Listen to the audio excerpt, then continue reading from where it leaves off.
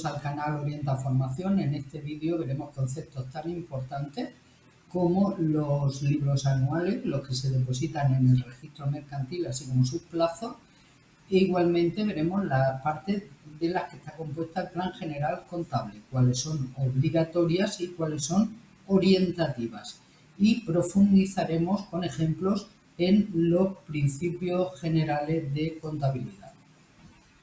Bien, ¿cuáles son los libros y las cuentas anuales que tenemos que depositar en el registro mercantil al finalizar el periodo? Al finalizar el periodo, acordaros que era un periodo anual.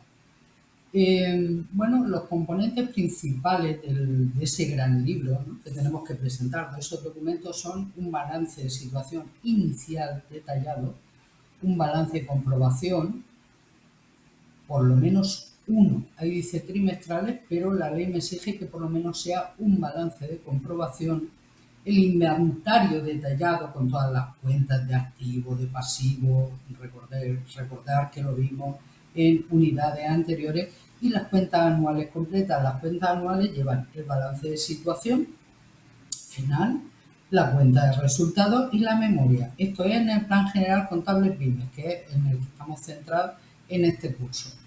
Opcionalmente puedo llevar el estado de cambios de patrimonio neto y el estado de flujos de efectivo, que este sí o sí es obligatorio en el plan general que aplican las grandes empresas. Como dice aquí, bueno, este libro, aparte de ser obligatorio su registro, lo que nos da es una visión completa de toda la evolución que ha tenido la sociedad a lo largo de ese año, y no solo de ese año, porque cuando presento las cuentas las presento con los datos de este año y del año anterior. En la columna hay los datos del año anterior. Entonces nos permite ver cómo es de este año, la evolución respecto al año anterior, y como ya he comentado en otros vídeos más con carácter interno, nos permite registrar, o sea, tomar decisiones en base a la información que hay en estos estados contables. Bueno, la periodicidad, las cuentas, como dicen, se elaboran con una periodicidad de 12 meses, correspondiente al ejercicio económico. De esto ya hablamos en otro vídeo, en los que decíamos que en España normalmente se hace coincidir con el año natural por la comodidad también, para que nos coincida con el año fiscal, con los plazos del año fiscal. El plazo de los administradores disponen de 3 meses del cierre para formular las cuentas anuales. A ver, un matiz. Hace un momento he dicho que estos libros hay un tiempo para la presentación de 4 meses. Si yo cierro el 31 de diciembre, el 30 de abril tengo que tener estos libros presentados. Lo que aquí hace referencia es a la formulación de las cuentas anuales. Es decir, cuando los socios ven cómo ha quedado todo, ya toman decisiones en base a qué va a ir, cómo va a dónde va a ir distribuido el beneficio, qué parte se va al reparto de dividendos, al reparto de socios, qué parte se queda en reserva, en qué tipo de reservas, si reservas voluntarias, reservas estatuarias, etc. La responsabilidad, obviamente, es de los administradores, y la moneda, todos los valores deben expresarse en euros. Bueno, vamos a hablar de las partes del Plan General Contable. Bien, ese libro que en el vídeo anterior os dije que es vuestro manual de usuario, el manual de usuario que os va a acompañar en vuestra vida como profesionales de la contabilidad. La primera parte que tenemos es el marco conceptual, y aquí, bueno, nos define varias cosas. Y una cosa muy importante que son los principios contables. Esos son como los mandamientos de la contabilidad, es decir, sí o sí los tienes que cumplir, ¿vale? Lo que vamos a ver aquí lo tengo que seguir para registrar la contabilidad de forma adecuada, es decir, para que esta contabilidad sea comparable. Bueno, pues eso aquí nos va a definir los principios contables, nos va a dar algunos conceptos fundamentales de contabilidad que ya hemos visto, como activo, pasivo, patrimonio neto, ingresos y gastos, etcétera. Ahora lo veremos a continuación. La segunda parte son las normas de registro y valoración. Bueno, nosotros hasta ahora, con el convenio de cargo y abono y el método de partida doble, hemos aprendido, como yo llamo coloquialmente, a escribir en contable. Bien, ahora me va a decir cómo tengo que registrar los hechos contables. Me explico. Un ejemplo. Yo tengo una factura en la que compro una máquina o la que compro materia prima y me dice, bueno, ¿cómo registro yo esto? Bueno, pues ahí entran y me voy a la norma de valoración, que hay en un total 23 normas de valoración, y me dice, bien, la compra de materia prima, vas a contabilizar el importe de las materias primas, menos los descuentos, más todos los gastos asociados, más todos aquellos gastos hasta que la mercancía esté disponible en el almacén. Entonces, bueno, pues yo voy a registrar al final la base imponible de esa factura, ¿no? Todas las materias primas, menos los descuentos, etcétera. Pero ¿qué ocurre si yo he contratado un transporte asociado a que me trajeran esas materias primas y llevo una factura de transporte? Bueno, pues la tengo que registrar como compra de mercadería. Eso es lo que me está diciendo la norma de registro y valoración, por ejemplo, por no complicarlo más. Y la iremos viendo en este curso, iremos viendo, pues bueno, las que nos vayan haciendo falta, como digo, comprar mercadería, comprar inmovilizado, y en un curso posterior haré un curso posterior de contabilidad intermedia avanzada, donde, bueno, el punto de partida será todas las normas de registro y valoración. La tercera parte son las cuentas anuales. Ya hemos dicho que las cuentas anuales son balance, cuentas de resultados, la memoria, estado de flujo de efectivo, estado de cambio de patrimonio neto, estos dos últimos para empresas grandes. Y lo que hace aquí es que me da toda la estructura detallada. Es decir, en el balance me dice, bueno, pues aquí el activo, ¿vale? Y dentro del activo tenemos el activo intangible. Dentro del activo intangible te pueden entrar todas estas cuentas. Y dentro del activo material, o sea, el tangible, te pueden entrar todas estas cuentas. Es decir, si yo tengo duda dónde va el saldo de una cuenta, en esta parte del plan general contable voy a encontrar la respuesta. La parte 4, tengo el cuadro de cuentas que ya hemos visto en vídeos anteriores, que es la codificación de todas las cuentas, cómo está hecha. Y la parte 5, darle definiciones y relaciones contables. Como dice aquí, explica, detalla el contenido y funcionamiento de las cuentas y sus interrelaciones. Es decir, le va a dar la definición de la cuenta y la interrelación, es decir, me va a decir esta cuenta se carga con abono a tal cuenta o se abona con cargo a tal cuenta. Me va a dar una serie de relaciones naturales, ¿no?, de ese funcionamiento de la cuenta. Mira, todas las partes son importantes, ahora veremos las que son obligatorias y las que son orientativas, pero voy a dar un detalle del cuadro de cuenta y la definición de relaciones contables cuando estáis aprendiendo contabilidad. Bueno, cuando estáis aprendiendo contabilidad y luego en el día a día en vuestra profesión como contable. Yo voy a estar contabilizando el 90-95% del tiempo de todo el ciclo, es decir, de los 12 meses, básicamente comprar mercadería, venta de mercadería o de comprar materias primas, venta de materias primas, gastos como nómina, alquileres, etcétera. Y eso, bueno, pues lo voy a saber, ¿no? Porque voy a estar aplicando una norma de registro de valoración, que al final me olvido que estoy aplicando una norma de registro de valoración porque ya las contabilizo todos los días, etcétera. Pero ¿qué ocurre cuando llega una operación, o sea, es decir, un hecho contable que es inusual? ¿Vale? Cuando voy a comprar una máquina, cuando voy a hacer una provisión, he comprado un proveedor de moneda extranjera. Es decir, ¿qué pasa aquí? Bueno, lo que suelen hacer mis alumnos, y todos los alumnos, por extensión, porque ya he tenido muchos, es que te dicen, cuando no saben dónde va algo, se van al cuadro de cuentas, miran el título, porque ahí es lo que tenemos, el título de la cuenta, y te dicen, pues yo creo que va aquí. Y me dicen, Fuensanta, ¿esto va aquí? Y le digo, no. Fuensanta, ¿esto va aquí? No.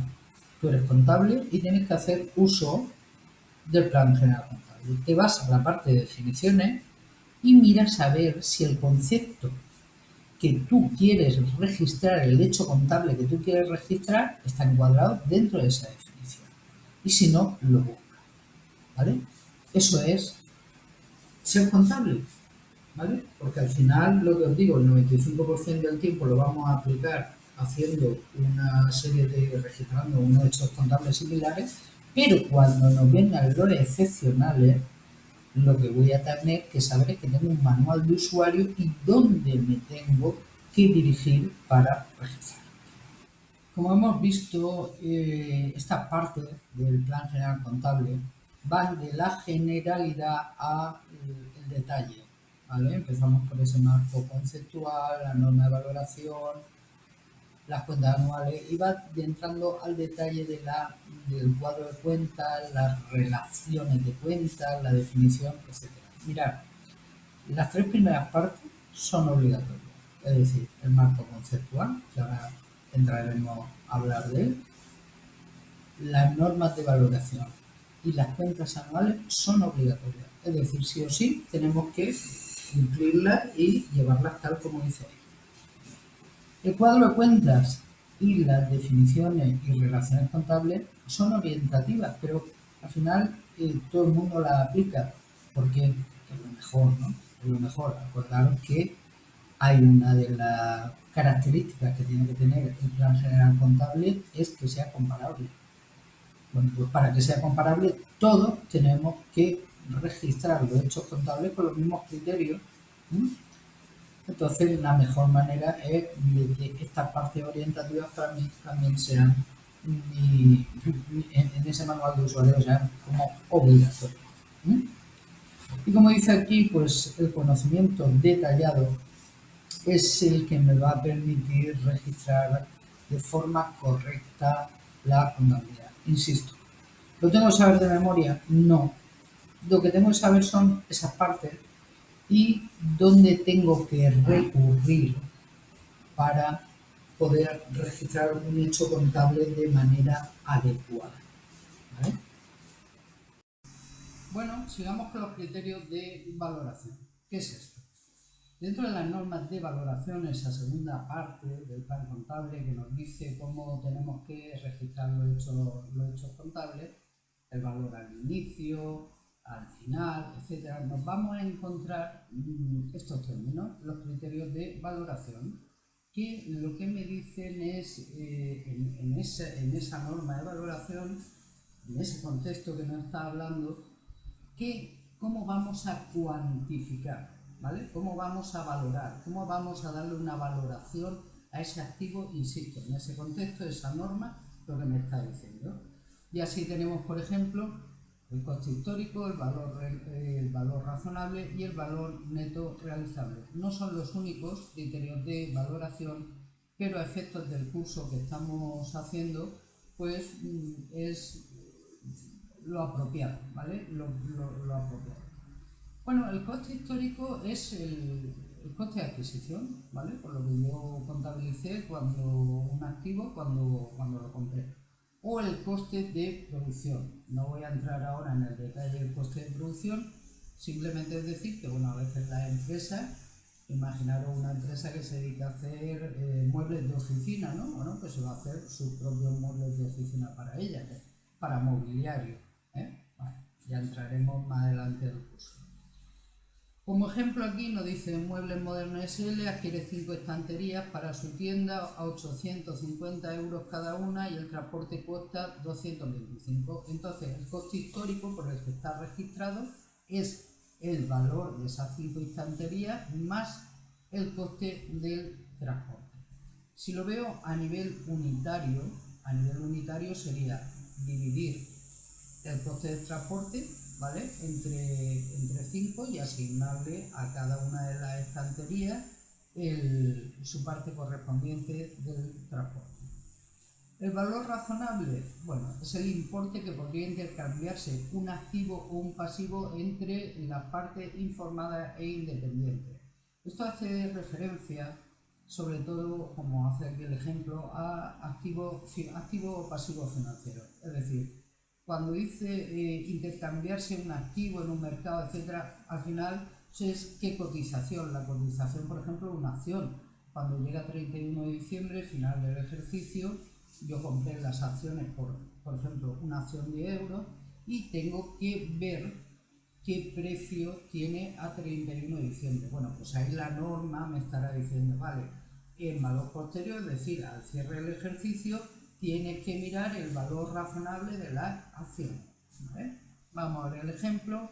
Dice Inversiones Futuro SL dispone de 42.000 euros para invertir en acciones. Las acciones de Tecnosolución cotizan actualmente a 28, aunque se emitieron inicialmente a 10. El valor razonable, es decir, es el que tiene en este momento, el que está en el mercado, cotizando en el mercado, y bueno, pues aquí me hace el cálculo y me dice que puedo adquirir 1.500 acciones. El valor neto realizable es un criterio de valoración que se va a usar principalmente en la norma de valoración de la existencia. Y vamos a verlo. Es el importe que se obtendría por la venta de un activo en el mercado menos los costes necesarios para realizarlo. Esto se utiliza para los productos de curso.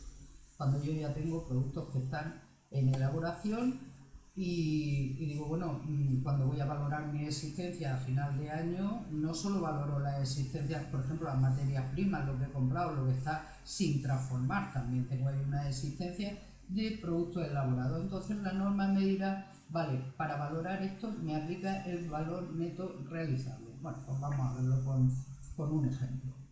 Dice Tecnoshop SL tiene una tablet en el almacén valorada por 75.000.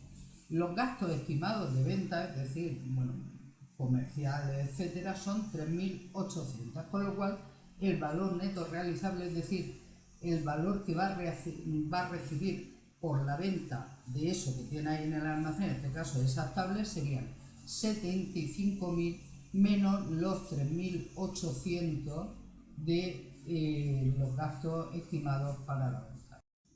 Bueno, y hablemos un poquito de las normas de registro y valoración. En la medida que en el curso, en los siguientes vídeos, vayamos necesitando aplicar alguna norma, la iremos comentando. Bueno, como he dicho, las normas de valoración me dicen qué es lo que tengo que registrar en cada momento, cómo lo tengo que hacer. ¿Vale? Con esos criterios de valoración cuantificaré el importe en base a lo que me dice la norma. Como dice aquí, dice cuándo debe registrarse una operación, una venta, una compra, cómo debe valorarse ese elemento, que eso me lo dirán los criterios de valoración, y cada tipo de elemento tiene su propia norma. En total, normas de valoración hay tantas como 23. Posteriormente, yo haré un curso de contabilidad intermedia avanzada en la que trataré todas las normas de valoración con su correspondiente explicación y ejemplo. Y bueno, aquí simplemente que nos dice que la existencia la regula la norma 10, lo inmovilizado material la norma 2, inversiones financieras la norma 9, etc. Bueno, esto lo que nos asegura es que todos siguiendo las mismas normas, los mismos criterios, por una parte reflejemos la imagen fiel de la empresa y luego que sea comparable, que todos podamos leer cualquier tipo de contabilidad propia de la empresa, compararla con años anteriores o compararla con empresas diferentes.